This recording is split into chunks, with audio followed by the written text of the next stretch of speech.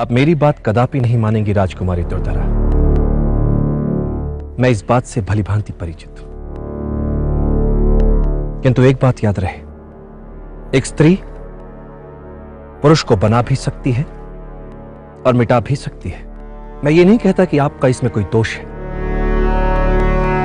किंतु जैसे एक कोयल की सुंदरता उसकी मीठी कूक में होती है, वैसे ही एक स्त्री की सुंदरता उसकी पति भक्ति में होती है। भक्ति होती क्या है? प्रेम की चरम सीमा। प्रेम की चरम सीमा अर्थात संपूर्ण विश्वास, संपूर्ण समर्पण अर्थात भक्ति। और जब ये जहां हो जाती है तब एक पक्षीय नहीं होती। अब एक क्षण के लिए सोच कर देखिए, एक व्यक्ति अखंड भारत के निर्माण में लगा है और उसके हृदय में रह रहकर प्रश्न उठ रहे हैं। घर पर उसकी पत्नी कैसी होगी, क्या कर रही होगी? कल्पना में यह चित्र कितना विचित्र लग रहा है। इसलिए कहते हैं कि प्रेम योद्धा को निर्बल बना देता है। प्रेम योद्धा को ऐसी ऐसी दुविधाओं में डाल देता है जहां उसके लिए उचित और अनुचित में भेद करना कठिन हो जाता है।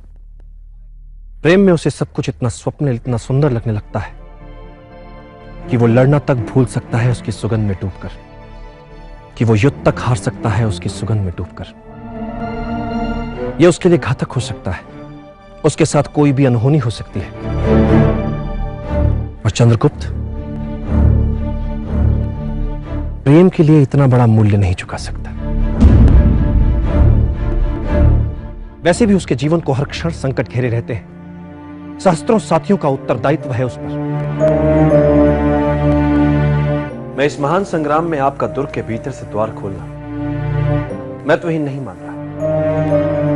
मैं प्रेम के विरुद्ध नहीं हूं, मैं सम्मान करता हूं प्रेम का, किंतु एक छोटी सी भूल जीवन ले सकती है चंद्रगुप्त।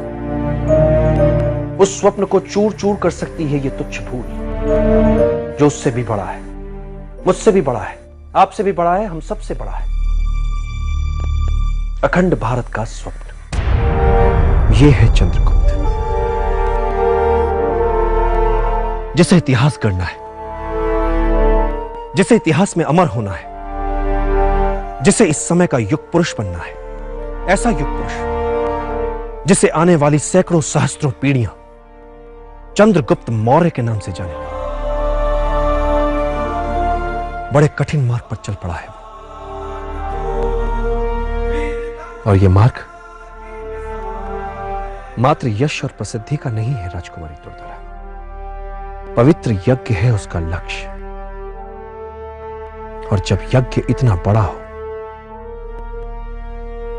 तो बड़े बड़े बलिदान देने पड़ते हैं उसके लिए।